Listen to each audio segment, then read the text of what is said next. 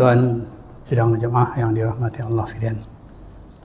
Seperti biasa kita sambung bacaan kitab Mustikah Hadis kita, iaitu pada malam ini kita bincang bab pasal yang kedua berkaitan dengan beriman kepada Rasul-Rasul Allah Subhanahu Wa Taala. Pasal yang kedua mengenai tajuk besarnya, iaitu wajib beriman kepada semua Rasul-Rasul yang diutuskan oleh Allah Subhanahu Wa Taala. Tajuk besarnya. Jadi untuk mereka yang mengikuti live ini boleh tengok kitab Mustikah Hadis jilid yang pertama, muka surat 208, edisi Jawi, ya.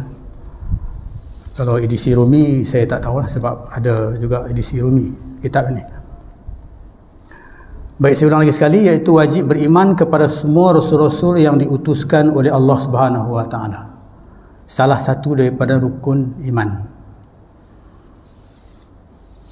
iaitu 6 rukun iman, seperti mana yang dijawab oleh Rasulullah sallallahu alaihi wasallam ketika malaikat Jibril bertanya kepada baginda, akhbirni anil iman, ceritakan kepada aku tentang iman.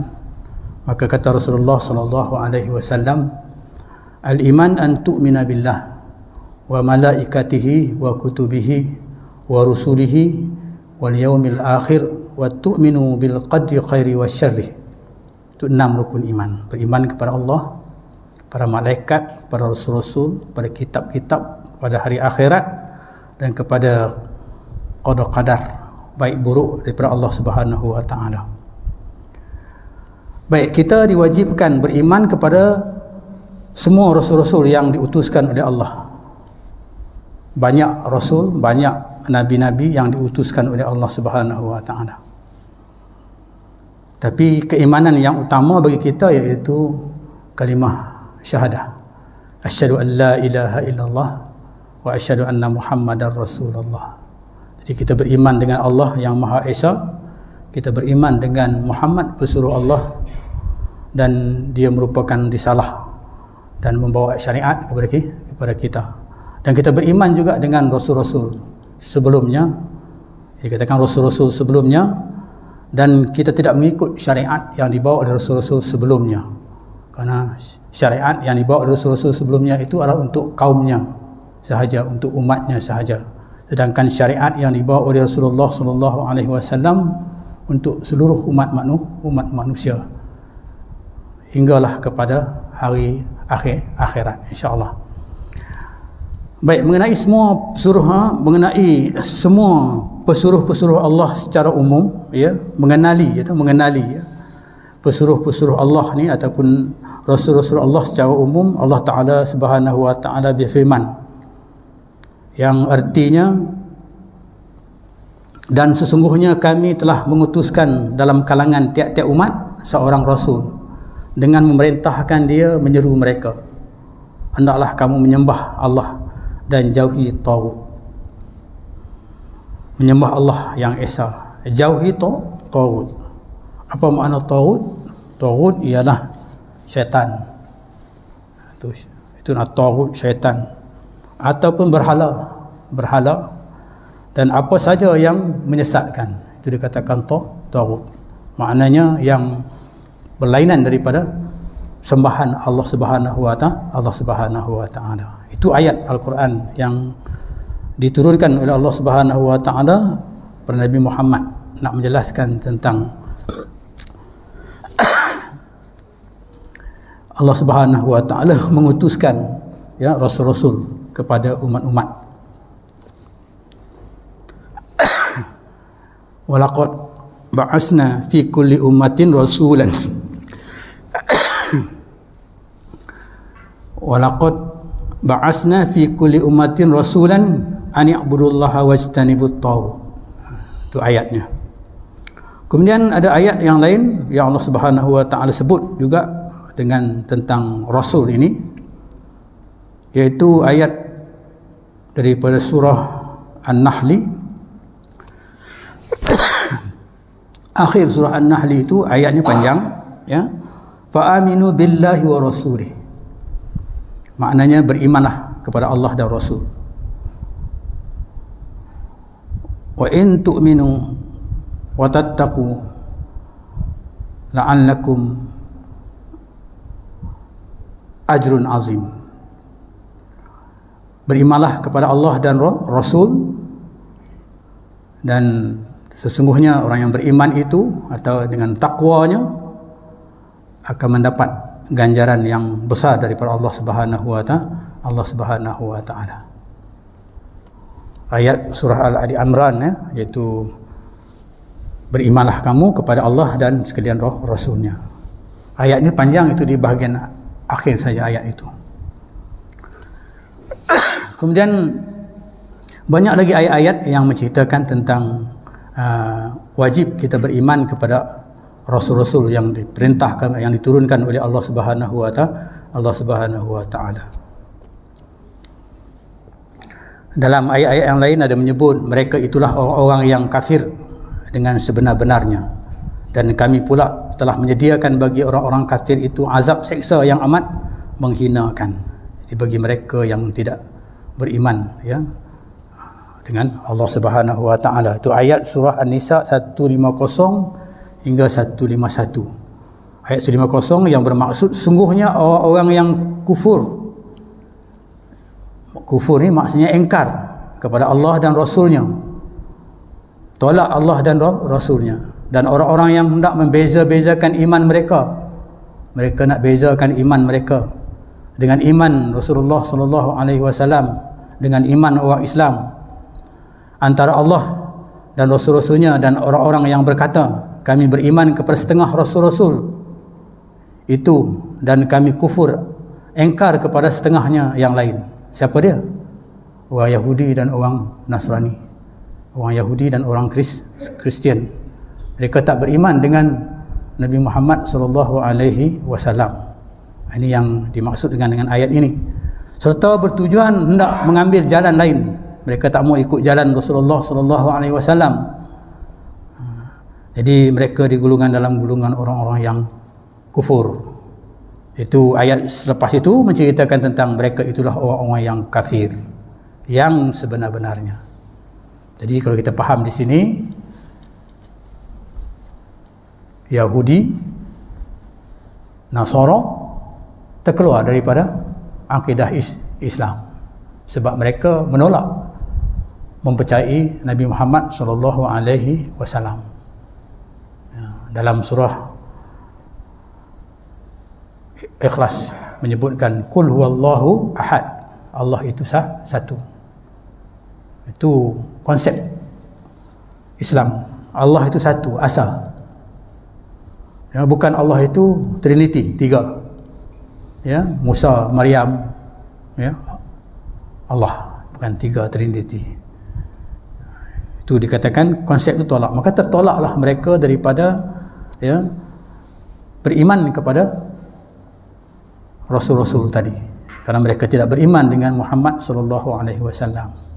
Sedangkan apabila ditanya kepada mereka, ditanyakan, sahabat-sahabat bertanya, kenapa mereka ni tak beriman dengan Nabi Muhammad SAW? Adakah mereka ni tak kenal Muhammad itu? Maka Nabi SAW menyebut bahawa mereka itu mengenal, ataupun Allah Subhanahu wa taala menyebut mereka itu mengenali Allah, iaitu mengenali Muhammad itu lebih daripada mengenal anak cucu mereka. Sebab Muhammad itu diceritakan dalam kitab sebelumnya, kitab Zabur, kitab Taurat dan kitab Injil. Tapi sengaja mereka tidak mau menerimanya atas sebab-sebab untuk nak mempertahankan kedudukan ataupun macam-macam lah, atas kepentingan diri mereka ataupun kuasa mereka ataupun kabilah mereka dan sebagainya. Kemudian Allah sebut juga, dan kami mengutuskan beberapa orang rasul yang telah kami ceritakan kepadamu wahai Muhammad,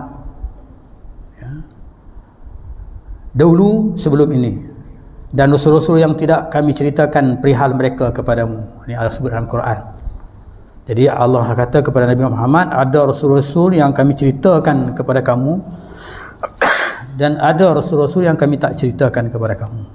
makna kita Rasul tu banyak. Bilangan Rasul tu sangat banyak.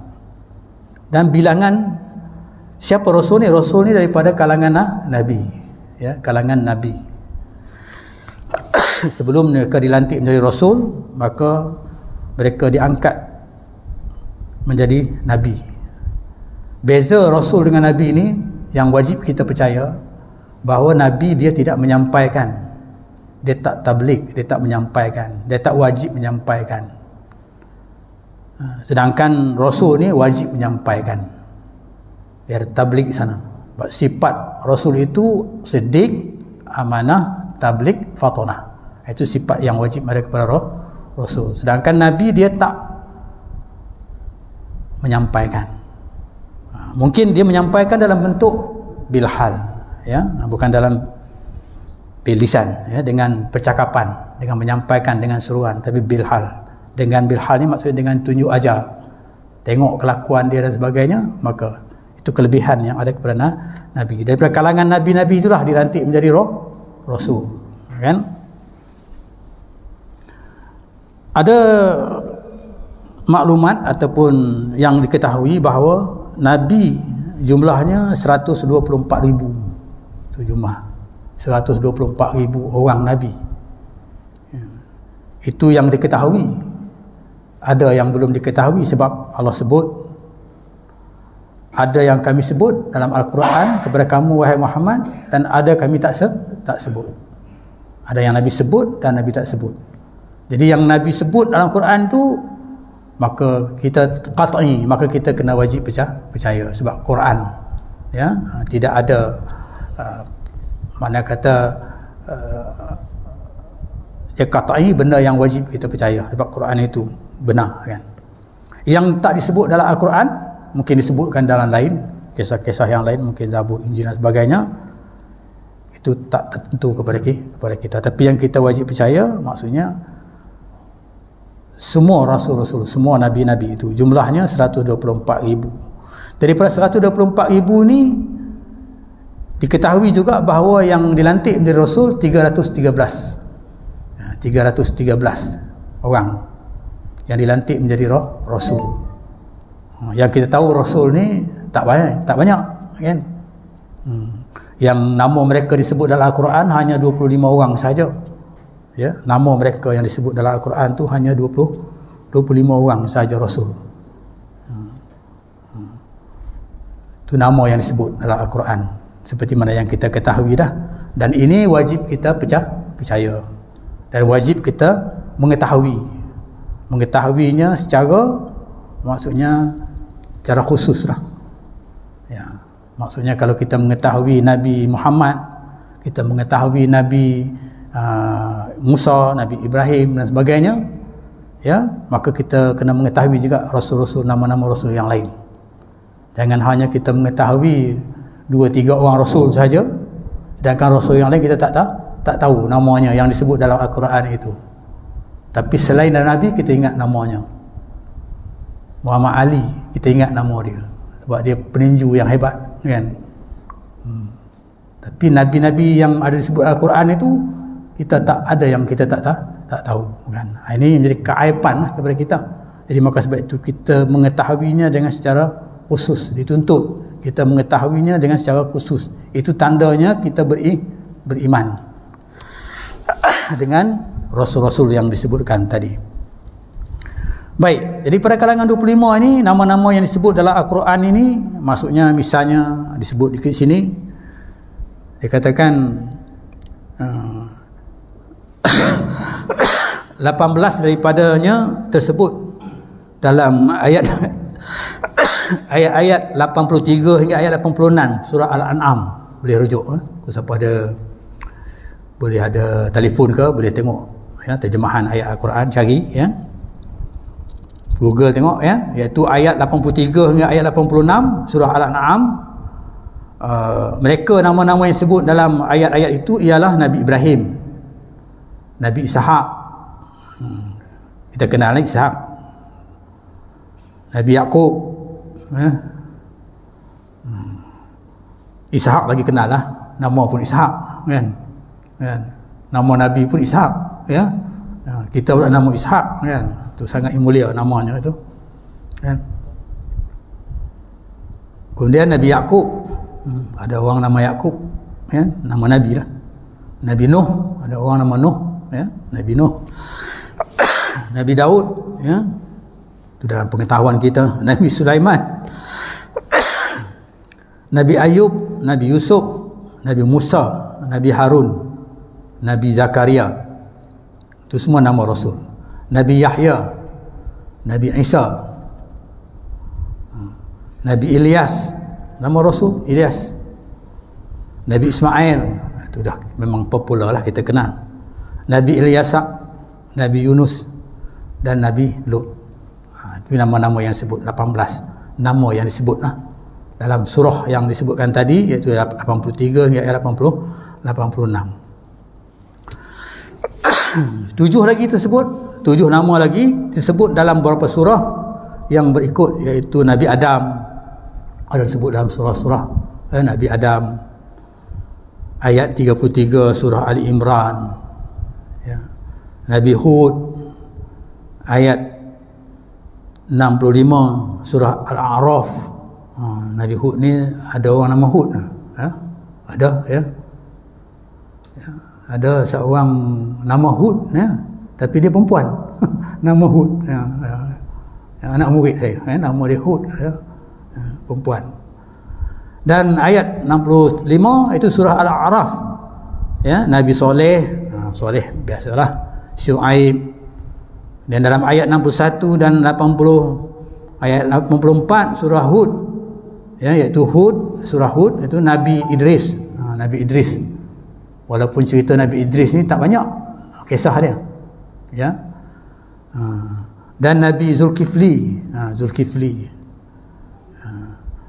Kemudian dalam ayat 85 dan ayat 86 surah Al-Anbiya, Nabi Muhammad, Muhammad.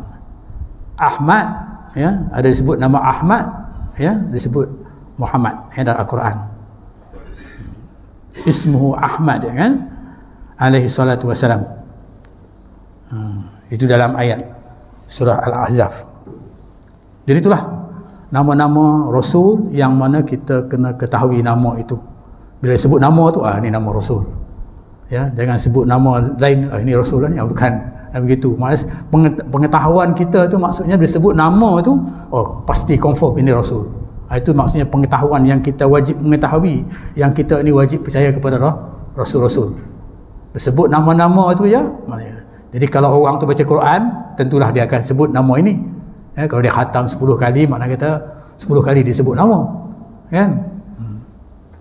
Nama-nama ini dah sebut dalam Al-Quran. Setidak-tidaknya kita beriman dengan Allah dan Rasul ni, maksudnya Rasul itu beriman kita, iaitu beriman dengan Rasul-Rasul yang disebutkan itu. Dan juga Nabi-Nabi, yang mungkin ada Nabi-Nabi yang disebut Nabinya, yang disebut dalam kisah-kisah, namanya misalnya Nabi Khidir, tak disebut dalam Al-Quran, tapi ada cerita Nabi Khidir, kan? Cerita Nabi Khidir ada cerita namanya, kan, dalam kisah-kisah yang lain lah, kan, selain daripada Al-Quran. Jadi itulah nama-nama yang sepatutnya kita ingat, tanda kita ni beriman dengan Allah Subhanahu Wa Taala dan beriman dengan Rasul, menepati percaya kepada Allah dan percaya kepada Rasul, ya. Dan lebih baik lagi kalau kita mengetahui kisah-kisah Nabi-Nabi yang disebutkan tadi dalam Al-Quran tadi, ya. Karena kisah-kisah itu memberi pengajaran, memberi aktibar dalam penghidupan kita, bagi mendekatkan diri kita dengan Allah Subhanahu Wa Taala sebagai hamba yang dijadikan oleh Allah Subhanahu Wa Taala, bukan untuk hanya beribadat kepada Allah Subhanahu Wa Taala.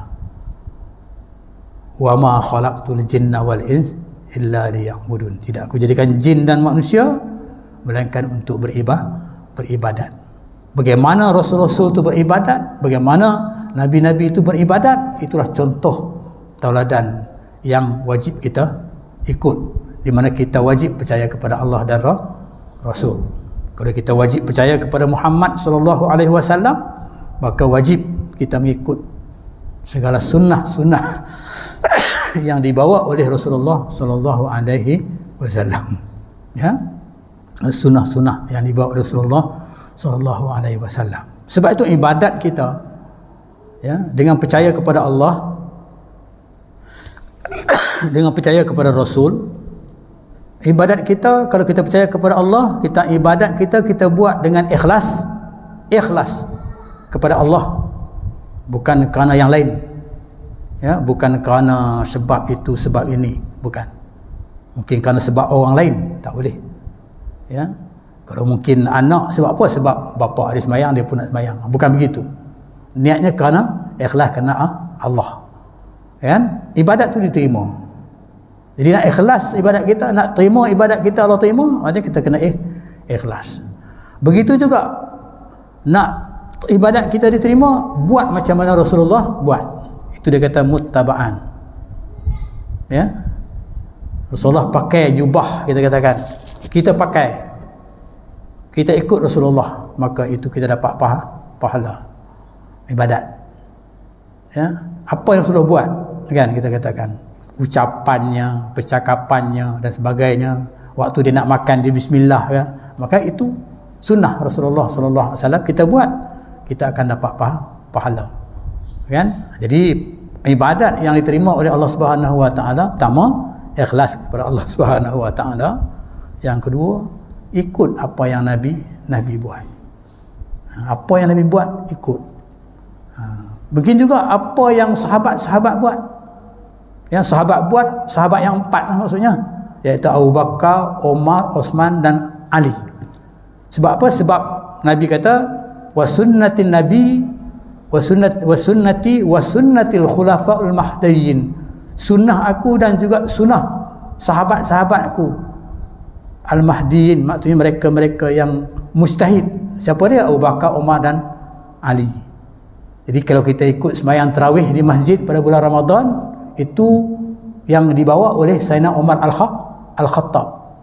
Umar Al-Khattab yang buat, dia ajak orang Islam ketika itu untuk solat berjamaah tarawih di masjid. Dan kita laku pada hari ini, kita buat apa yang dibawa oleh Rasulullah sallallahu alaihi wasallam, sembahyang tarawih, tapi caranya seperti mana yang dibuat oleh Rasulullah, oleh Sayyidina Umar Al-Khattab. Itu juga dikatakan ibadat yang mendatangkan pahala kepada kita. Baik. Itu maksudnya bila kita percaya kepada Allah dan Rasul, maknanya Rasul, selain Rasul siapa dia? Sahabat-sahabat yang 4. Sahabat-sahabat yang 4, yang mujtahidin. Mereka ni ada mujtahid, ya. Yang sahabat, maknanya apa yang mereka lakukan itu diiktiraf oleh Nabi Muhammad sallallahu alaihi wasallam. Baik, banyak ayat-ayat yang menceritakan tentang hal itu. Ya, misalnya kalau kita tengok, ada catatan saya catat dekat sini, cerita ayat Adam. Wa 'allama Adamal asma'a kullaha. Itu ayat yang sebut dalam Al-Quran. Ayat yang mengenai tentang Adam juga, wa iz qulna lil malaikati isjudu li adama fasajadu illa iblis. Kalau kita baca Quran mesti kita baca ayat ini. Idris ada juga disebut. Walaupun Idris ni tak banyak ceritanya dalam Al-Quran, ya, tapi disebut namanya. Wazkur fil kitab Idris innahu kana sadiqan nabiyyan. Surah Maryam ayat 56. Itu juga Ishaq dan Yaqub. Ishaq dan Yaqub. Wahabna lahu Ishaq wa Yaqub. Surah Maryam juga. Ya, jadi banyak ayat-ayat lain juga Nabi Yusuf. Kalau Nabi Yusuf tu dalam surah Yusuf lah, ya, yang banyak menceritakan. Antara rasul-rasul yang ceritanya penuh, ya, kisahnya banyak, iaitu kisah Nabi Yusuf alaihi salam. Kisah daripada dia lahir, kan, sampailah dia menjadi seorang pemerintah yang hebat, ya. Sampai pemerintah yang hebat di negeri Mesir. Mungkin kita akan cerita sikit tentang hal-hal yang berkaitan dengan nabi-nabi ini, kan. Itu cerita tentang apa, nabi-nabi. Dan setidak-tidaknya kita mengetahui lah, ya, sedikit tanda kita beriman dengan Rasul-Rasul ini, mengetahui sikit kisah-kisah yang berkaitan dengan Rasul-Rasul itu. Contohnya Adam. Apa kita tahu tentang Adam? Adam jadi daripada apa? Tanah. Siapa yang buat dia? Allah Subhanahu Wa Taala. Kan? Kemudian bila alam jadi daripada tanah, kemudian ceritanya banyaklah, panjang lah. Sekurang-kurangnya kita tahu itu. Kemudian Adam ditetapkan di mana? Di syurga. Allah tetapkan di syurga. Allah letakkan Adam tu di syurga. Kemudian Adam ni sunyi duduk seorang-seorang. Kita kata dalam syurga. Syurga ni macam-macam hiburan, tempat banyak. Tempat yang paling nikmat syurga lah. Tapi kasih masa sunyi lagi. Kan? Jadi dia minta teman dia. Minta teman dia, siapa dia teman dia? Iaitu Hawa. Maka Allah Subhanahu Wa Taala jadikan dia Hawa. Ya. Perempuan lah, Hawa, perempuan teman dia, yang diambil sebahagian daripada tulang rusuk Nabi Adam. Tak tahulah orang saintik boleh tengok tulang rusuk kita ada berapa belas bilangannya. Tengok. Dia ambil satu tulang rusuk tu jadi. Lepas tu ada ustaz bagi ceramah. Dia kata Hawa tu daripada tulang rusuk Nabi Adam, perempuan. Jadi perempuan tu bila Allah jadikan Hawa, Allah amanahkan Hawa tu kepada Adam untuk jaga. Jadi Hawa tu untuk dijaga, bukan untuk bersuka-suka, bukan untuk menghiburkan hati, ataupun bukan hanya sekadar untuk nak mengisi kekosongan dia, kan? Jadi sebagai amanah, Hawa tu amanah. Jadi bila dia amanah, Hawa ni dia mestilah tak sama macam Adam. Adam Allah jadi, kan? Hawa ni bahagian daripada Adam itu, kan? Jadi bila sebut dalam Al-Quran, ada mengatakan bila sebut lelaki maka termasuk di sana perempuan. Sebab dah sebahagian daripada perempuan tu ada kepada Adam tadi, kan? Jadi bila jadikan Hawa teman dia, maka Allah kata duduklah elok-elok, jagalah Hawa ni elok-elok dalam syurga tu. Jaga dia elok-elok, kan? Tapi jangan dekat dengan pokok ini. Kita kenal dengan pokok khuldi, kan? Buah khuldi namanya. Jangan dekat dengan sini. Tapi manusia, bila kita manusia ni, kan, hak yang Allah larang tu yang kita nak buat sangat. Itu namanya manusia. Itu tabiat manusia, ya, daripada Nabi Adam. Tabiat manusia ni bila Allah larang tu, yang itu dia nak buat sangat, kan? Jadi Adam ni digoda lah maksudnya. Digoda Adam tak boleh, jadi goda Hawa, kan? Goda syaitan, iblis ni digoda Hawa. Sebab apa? Sebab dia dah berjanji dengan Allah masa dia jadikan Adam dulu, ya, Allah suruh kamu tunduk kepada Adam, sujud, tunduk kepada dia, sujud kepada dia. Tapi iblis kata tak mau sujud. Sebab iblis dia rasa dia lebih hebat, sebab dia jadi daripada api, Adam jadi daripada tanah. Maka Allah rejamkan dia, Allah laknat dia. Itu dia kata laknatullah, ya, laknatullah, dilaknat. Maka Allah laknat dia, maka dia berjanji dengan Allah, katanya nak mengganggu anak Adam lah, ya.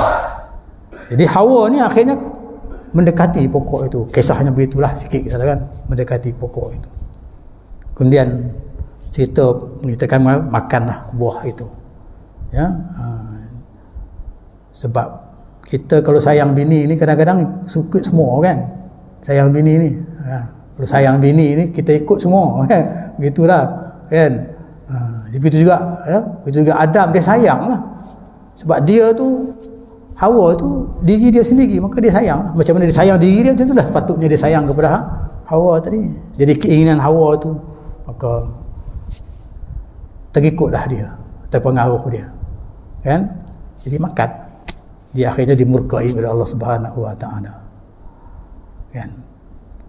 Dimurkai Allah Subhanahu Wa Taala, maka Allah buang dia daripada dunia, daripada alam, dikatakan alam syurga itu, alam syurga itu ke dunia, alam dunia kita ni lah.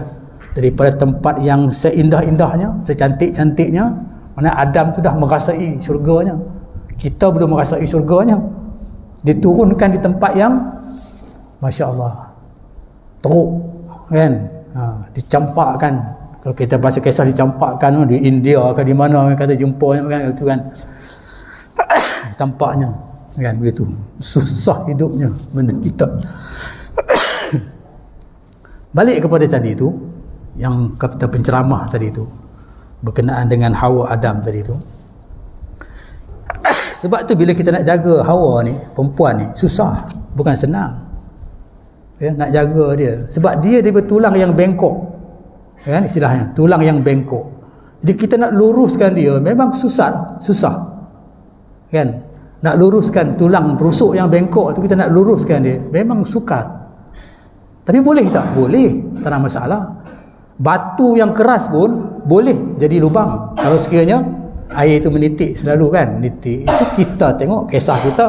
Tapi kalau Allah punya kuasa, bengkok macam mana pun kalau Allah nak luruskan jadi lurus. Tapi diibaratkan dengan manusia, kebiasaan manusia. Jadi benda bengkok ni kalau kita nak luruskan dia sangat susah. Begitu juga isteri kita, perempuan ni, benda yang bengkok kita nak luruskan dia susah. Ini kisahnya tu kan, kita nak betulkan dia tu sangat susah. Itu sebabnya dia terperangkap dengan Adam, terperangkap dengan Hawa tadi tu, nak membetulkan keadaan itu. Nak lurus. Tapi boleh lurus tak? Boleh. Ihdinas siratal mustaqim. Kita sentuh bacalah semayang, ihdinas siratal mustaqim. Tunjukkan kami jalan yang lurus. Bukan tunjuk kami ni ke aku saja, tunjuk aku dan juga keluarga aku kan kepada jalan yang lurus. Maksudnya kita tunjuklah mereka itu, ya, ajak solat ke, ajak apa ke sebagainya, itu lurus.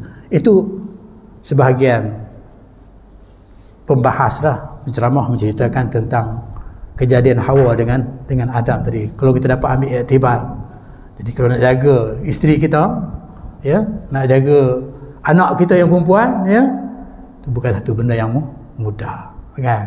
Tapi boleh tak? Boleh kalau kita berusaha dengan izin Allah Subhanahu wa taala. Mesti dengan izin, ya, tapi berusaha dulu. Kita berusaha, izin, berusaha, berdoa kepada Allah Subhanahu wa taala. Pasti Allah Subhanahu wa taala akan bagi kepada kita. Ud'uni fastajib lakum. Berdoalah kepada aku, nescaya aku mustajabkan. Tapi jika berdoa saja, bagi kita dengan ikhtiar yang kita yang lakukan, usaha ikhtiar yang kita lakukan itu, maka itu akan mendatangkan kejayaan usaha dengan izin Allah Subhanahu wa taala. Baik, apa sebab yang boleh menyebabkan kita diizinkan? Apabila kita melakukan ketaatan kepada Allah Subhanahu wa taala dengan sepenuhnya, contohnya mengasahkan Allah dan juga percaya kepada rasul-rasul seperti mana yang diperintahkan ini. Terutama sekali Nabi kita Muhammad sallallahu alaihi wasallam hanya bukan setakat asa Allah sahaja, bahkan untuk mengikuti syariat yang dibawa oleh Nabi kita Muhammad sallallahu alaihi wasallam. Insya-Allah kita akan sambung berikutnya. Aku qouli hadza wa astaghfirullah. Assalamualaikum warahmatullahi wabarakatuh. Bismillahirrahmanirrahim. Alhamdulillahirabbil alamin wassalatu wassalamu ala asyrafil anbiya'i wal mursalin wa ala alihi washabihi ajma'in. Allahumma ja'alna minat tawwabin wa ja'alna minal mutatahhirin wa ja'alna min ibadikas shalihin. Allahumma ja'al jam'ana hadza jam'an marhuma wa tafarruqana bi tafarruqan ma'suma. Rabbana atina fid dunya hasanah wa fil akhirati hasanah wa qina adzaban nar. Walhamdulillahirabbil alamin. Qabalallahu minkum.